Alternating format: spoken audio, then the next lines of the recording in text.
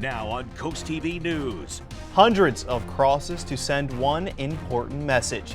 A loggerhead sea turtle rescue in Ocean City, what boaters should look out for.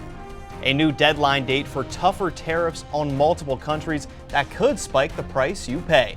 Well, the mugginess is back to Delmarva. I'm tracking some tropical heavy downpours into our Monday and a threat for severe storms into our Tuesday. My latest forecast in minutes. This is CoastTV News at 11. Good Sunday evening. I'm Brandon Ferguson. Welcome to CoastTV News at 11. We begin tonight with a rescue at sea. A loggerhead sea turtle is recovering after being rescued yesterday off of the coast of Ocean City. The animal was spotted struggling to swim. Dive teams along with Towboat US and the National Aquarium pulled the turtle to safety.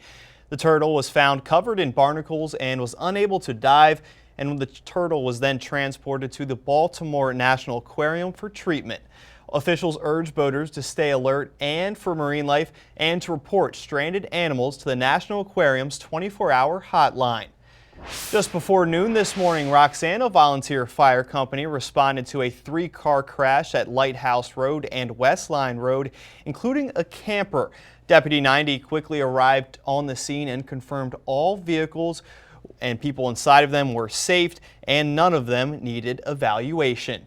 And we're now going to take a live look into Milford and bring in our first alert meteorologist, Chris Mastrobuono. Good evening, Chris. Good evening, Brandon. Hope everyone enjoyed the weekend. Well, the humidity is back and it's not going anywhere anytime soon. Temperatures today, we saw a high of 89 in Georgetown, a degree above the average, which is 88, so the record 102 set back in 2010. Highs today, 88 in Salisbury, 88 Cambridge. We saw a high of 83 in Ocean City. We did have a few showers pass across the eastern shore earlier today.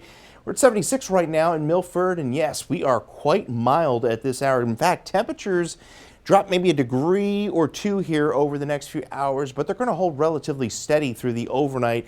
Very warm, very muggy out there. You see the dew point 78 in Millsboro, so it is quite oppressive out there. There was that shower activity that passed through a little earlier ago. Most of the area was dry, and there is what is left of Chantal, and now a tropical depression. You can see it's spinning just north of Raleigh. This area of low pressure is making a beeline towards the Delmarva Peninsula. So we are going to see temperatures in the 70s to start. We see those showers begin to develop after about noon, and then they will become quite heavy at times through the afternoon. In fact, those tropical downpours could pose a localized flooding threat where they do in fact occur. Very humid. Then we turn quite, well, sultry into Tuesday. In fact, we could see heat indices anywhere 101 to 106. And then we watch for a threat of some strong to severe storms by Tuesday evening. Overall, an unsettled week ahead. Brandon, we'll talk more about the rain chances coming up in that full 7-day forecast. Thank you, Chris. What started with 22 crosses in June ended up with 660 of them along Route 1 in Lewis. This in an effort to spread awareness for veteran suicides. CoastTV News reporter Kevin Sapay shows us what people did on the last day to honor the ones we've lost. Lord, have mercy on the soul of Sergeant Brian Milling. Amen.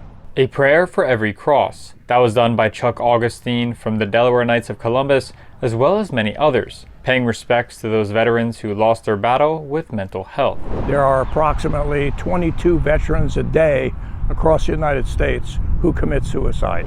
The nonprofit organization 22 a Day goes to different locations around the country, placing 22 crosses a day for a whole month, leading to over 600 crosses in the end. After 30 days of seeing the field grow every time they drive by on their way to work or school or whatever, that's enough to make an impact. St. Jude the Apostle Church in Lewis allowed 22 a Day to use their land for the display. And 22 a Day Secretary John Luker says the community reaction was deeply moving. The feedback that we've gotten from people who've stopped here has been amazing. For 30 days, cars driving by saw crosses being placed down in the day and lit up at night. But on Sunday, the closing ceremony began, which brought people from around the area listening to various speakers, children putting down 22 American flags next to the crosses, and everyone singing along as one. And while some crosses remain blank, others have names written on them by people who knew a veteran who took their own life. Luker says the crosses will go with them around the country. When we saw the reactions that the people had, especially when they saw crosses with names on them, and it was no longer a statistic, but a matter of life and death for so many people, being able to contribute to saving lives is what keeps us going. According to Luker, they plan to come back to Delaware next year in Millsboro to further spread awareness on veteran suicides. I'm Kevin Zappe in Lewis, Coast TV News. In Rehoboth Beach, the Grove Park Canal dock has been closed since February when a study was released saying the dock's structure was unsafe. And now, after multiple meetings between commissioners about the dock's next step, it still remains closed. But city officials tell Coast TV that a second study was done on June 30th to see where the structural damage currently sits. The city says results from that study will be released at tomorrow's commissioner workshop meeting. The District 20 special election is now under 1 month away, scheduled for August 5th. This comes after the resignation of former Representative Stell Parker Selby following her long-term absence, where she missed every single day of the legislative session. Democrat Alana Berry and Republican Nikki Miller will face off in the special election. Sussex County Republicans selected Miller as their candidate last Wednesday. She lost to Parker Selby by just 275 votes in the 2024 general election. Berry, on the other hand, beat out 4 Democrats on Thursday. If you want to vote in the District 20 special election, follow me on this. It starts on July 24th through July 26th. That's a Saturday from 7 a.m. to 7 p.m. There is no voting on Sunday the 27th. On Monday the 28th and 29th, same hours apply, 7 to 7. Then on July 30th through August 3rd, that is a Sunday, voting is from 11 a.m. to 7 p.m. And again, all of this is taking place at Mariner Middle School. For more on the candidates and a list of where to find your polling place for the District 20 special election, head to CoastTV.com.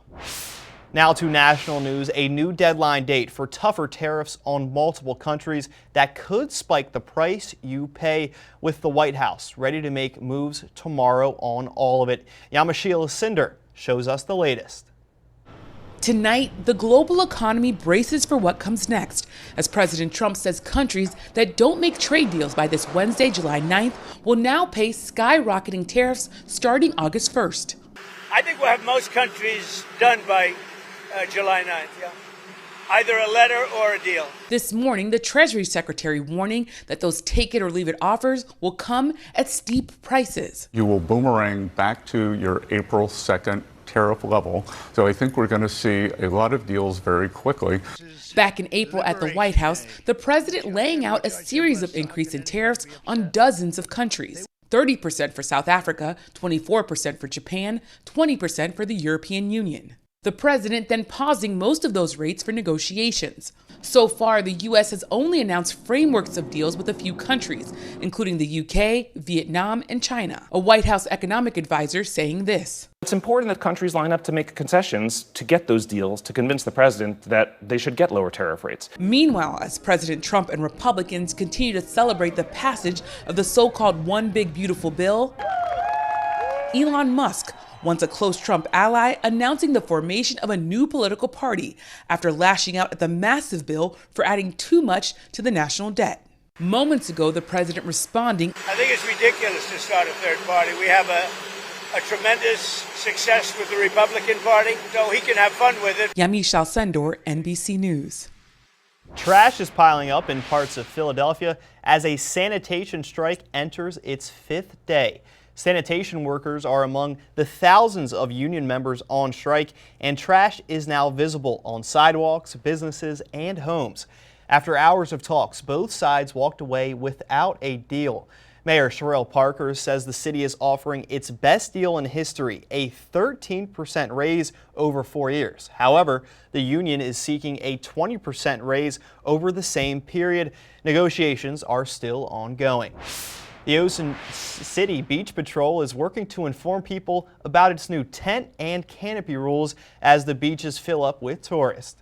No fines are being handed out while the Beach Patrol takes the time to inform thousands of people about the new rules, which includes no anchors or stakes extending beyond the cover, nothing bigger than 10 by 10 feet, and you're not allowed to leave tents unattended before 10 a.m.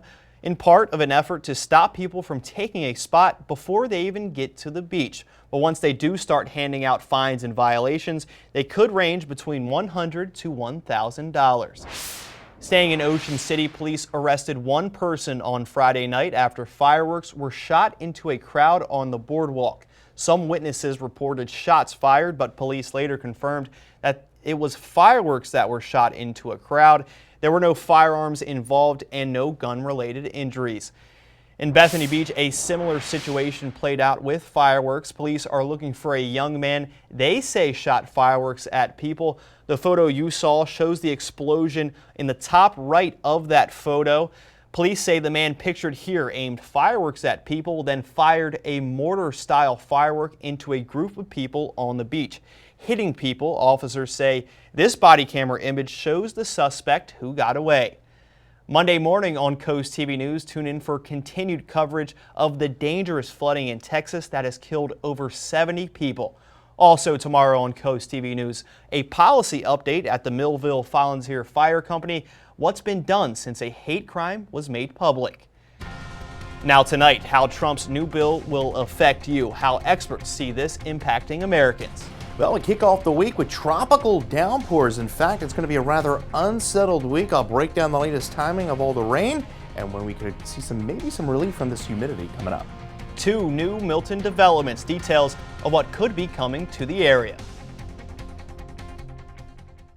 2 separate housing developments by the same applicant will cover over 250 new homes on Pettyjohn Road. You see them on your screen, Symphony Glen and Windscape Farms. Sussex County Planning and Zoning approved both projects with conditions. As Christina DeRoportis reports, the project is expected to designate 9 lots for the Sussex County Habitat for Humanity home ownership program.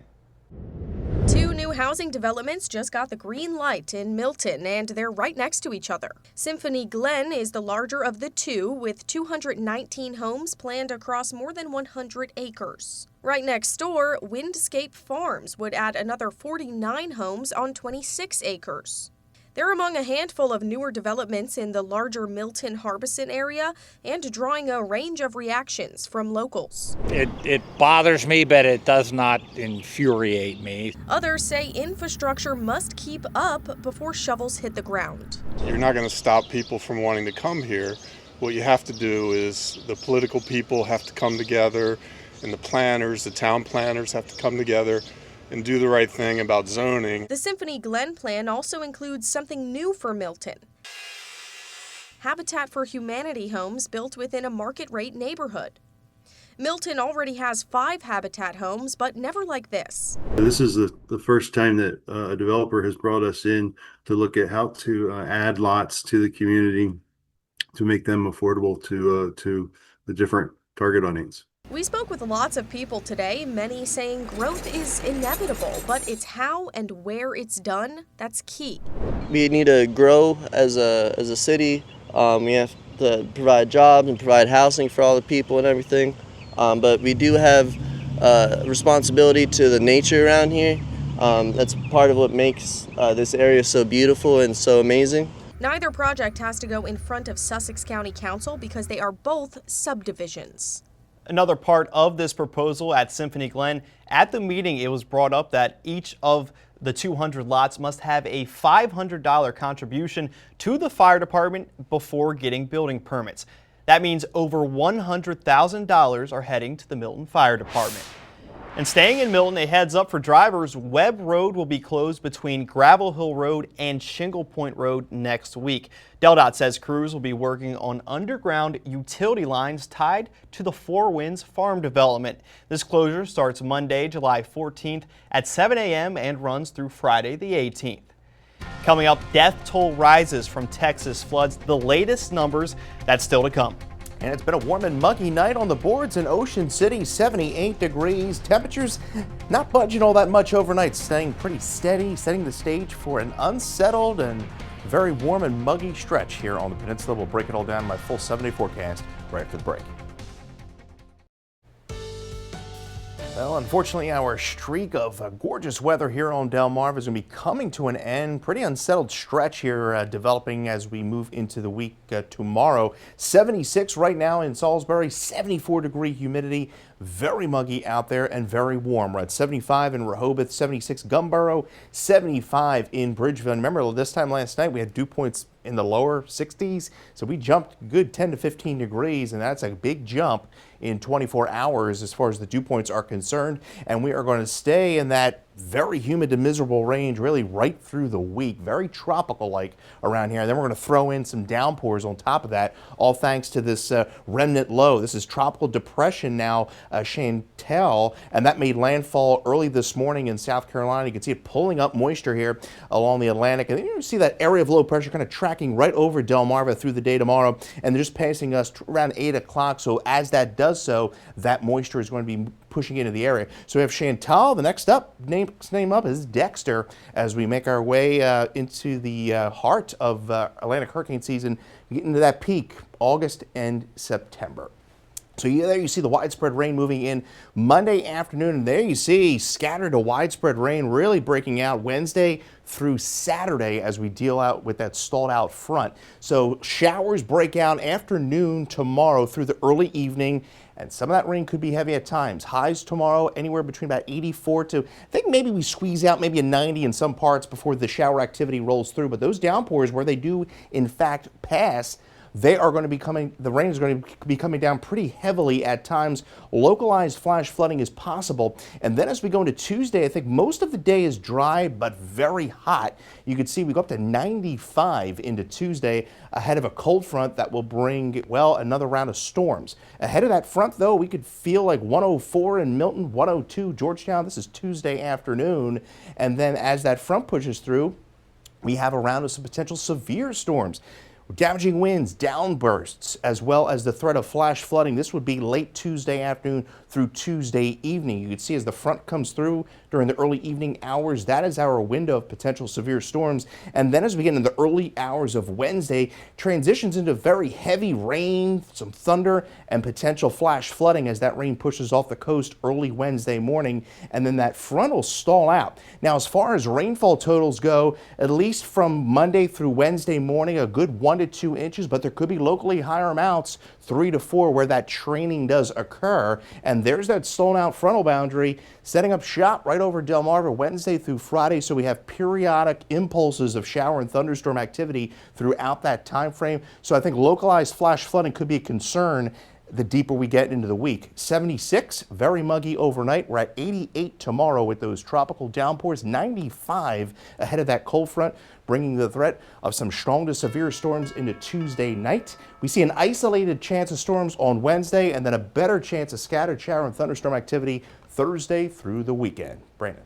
Thank you, Chris. Right now, crews are desperately searching for survivors after Texas was pummeled by flooding. While much of the water has receded, several areas have been decimated. At least 71 people have died, included 21 children. And emergency responders fear that number will rise. Maribel Gonzalez is in Kerrville, Texas, with the details on the destruction.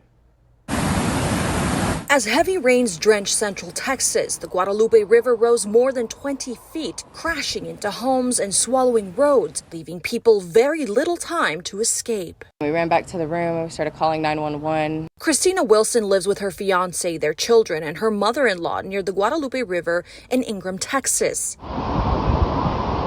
She says water rushed into their home, her fiance punching a window to get his family out.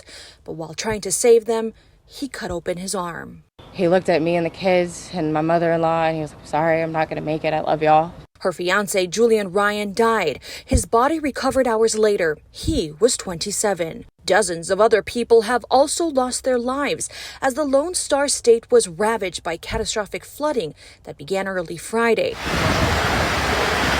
Many are still missing. This man desperately searching for his daughter along the river. My son and I were walking, and I thought it was a mannequin. It was a little boy, about 8 or 10 years old. The rushing water devastating entire communities. I just couldn't believe the destruction. Federal and local emergency responders working around the clock, searching for survivors. More than 100 air, water, and ground vehicles are in the field right now working on this search and rescue. Among the missing are several girls who were attending Camp Mystic in the town of Hunt, near the Guadalupe River. In Kerrville, Texas, I'm Maribel Gonzalez. Tomorrow on Today, Savannah Guthrie is live from Texas to lead team coverage of the flooding in central Texas that has left widespread damage in Kerr County, as you just saw, leaving dozens dead and dozens still missing. Stay with Today tomorrow morning for the latest on the rescue efforts. And if you miss us tomorrow morning, tune in tomorrow night. Tom Yamas will be anchoring NBC Nightly News live from Texas tomorrow night. Coming up, how Trump's new bill will affect you. That's up next on Coast TV News. On Tuesday, the U.S. Senate narrowly passed an updated version of President Donald Trump's sweeping tax and spending cuts package. The multi-trillion-dollar bill would cut taxes for most households. Michael Yoshida is in Washington to explain what this could mean for you. From seniors to college students, the wealthy to the poor, nearly every American could be affected by President Donald Trump's mega bill. This bill has something for everybody. The legislation, dubbed the One Big Beautiful Bill Act, narrowly passed the Senate Tuesday, reduces taxes for nearly all households. But a Tax Policy Center analysis shows nearly 60% of those cuts would benefit only the top 20% of U.S. households, those making $217,000 or more yearly, while most middle and low-income Americans may not notice much of a change in their tax bill. It also temporarily provides tax breaks for some workers who get tips or overtime, and senior citizens through 2028. Our goals were, how do we create an economy which works for working and middle America? There's also roughly $150 billion in new funding for the president's immigration agenda, including money for a border wall, ICE's enforcement efforts, and detention centers. Some $3.3 trillion to the national deficit over a decade, according to the nonpartisan Congressional Budget Office. We're adding debt to our children and grandchildren who are defenseless. Debt is a curse. And the biggest cuts to the federal social safety net in decades, including food assistance, the Affordable Care Act, and Medicaid. Donald Trump's One Big Ugly Bill rips health care away from more than 17 million Americans. Experts say it would have a ripple effect throughout the healthcare system, especially on rural hospitals, which likely would have to reduce staff, limit services, or close their doors entirely. In Washington, I'm Michael Yoshida reporting. Coming up, could the Phillies take the series from the Reds, or could Cincinnati steal a series in Philly? We have the full game highlights next. All right, bringing in First Alert meteorologist Chris Mastrobono for this one. In Philadelphia, the series was split at 1 between the Reds and the Phillies. Chris, big win yesterday. See if they could do it again. Alston Hayes starting off in the 5th inning, 0-0, just over the right field fence. Got a hold of that one. The first hit for the Reds, Chris. Remember that. The first hits in the 5th inning. Now to the bottom of the 5th, Kyle Schwarber gets a hold of that one into the right center field gap. Brandon Marsh kicks it into another gear to get around. That's going to be Schwarber's 64th RBI of the season, tying the game up at 1-1. Chris, Zach Wheeler was dealing all day. Oh, yeah. What did you think about his performance today? I mean, I wouldn't expect anything less. I mean, he had he's been on a great run here, and I was just hoping they would give him more run support. And more run support they did. Bryson Stott, how about 405 feet into right field, Chris? Those were the 2 runs the Phillies needed to eventually win the game. Stott's 6th on the year. But they're heading cross country, Chris. We talked about this off camera. It's always a little dicey when they go to the San Francisco Giants. Yeah, you know, it seems like the Giants are always a thorn in their side. No matter how good they're playing, no matter how good the bats are, they go over there to the Bay and they struggle. But Sanchez, I thought Sanchez and Suarez got snubbed from the All-Star game, but we'll see what happens. Well, Sanchez will have his say tomorrow. Zach Wheeler gets the complete game, 1-hitter victory for the Phillies. And as we mentioned, they head across the country to face the San Francisco Giants at 9:45 tomorrow. And each Friday you can share with a weekly dose of local good news from Coast TV. It's full of features, cool things to do each weekend and more. You can sign up now for our Feel Good Friday newsletter at coasttv.com/sign up. Let's take a look at our Coast TV poll. We want to know what matters most to you on the 4th of July. Let's take a look at the results. So far, exactly what you would expect. Patriotism at 58%, 18% on family time, and relaxing at 14%. I could use all of the above, to be honest. If you haven't voted yet, you can still vote on coasttv.com or on our mobile app. Coming up tomorrow in Primetime Survival Mode, the new series from the producers of Dateline. Each week, viewers will be given an inside look at some of the most devastating disasters from those who lived through it. The debut episode focuses on the deadliest U.S. tornado to strike the U.S. in 60 years, the Category 5 tornado that hit Joplin, Missouri in 2011. That's tomorrow at 10 p.m. on Coast TV. Well, we have a muggy night out there here on Delmarva, and we have some moisture. It's going to be moving in tomorrow. 76 right now in Salisbury. There's the remnant low. It's a tropical depression now of Chantal, kind of like a little bowling ball. It's going to be pushing northeast right over the area, spreading scattered downpours, and those downpours will be heavy at times, maybe a bit gusty at times. Temperatures rising into the mid to upper 80s. You get your forecast anytime by dialing the First Alert Weather phone, and your 10-day forecast shows that unsettled weather through most of the week. In fact, by Tuesday, ahead of a cold front, 95, feeling like 100 to 106 ahead of the front. Could see around us some strong to severe storms by Tuesday evening, and then we stay rather mild but very humid throughout the week with daily shower and storm chances. Thanks for joining us here for Coast TV News at 11. For more news and local weather, download our Coast TV News app. We'll see you in just a few hours for Coast TV News today, starting at 5 a.m. Have a great night.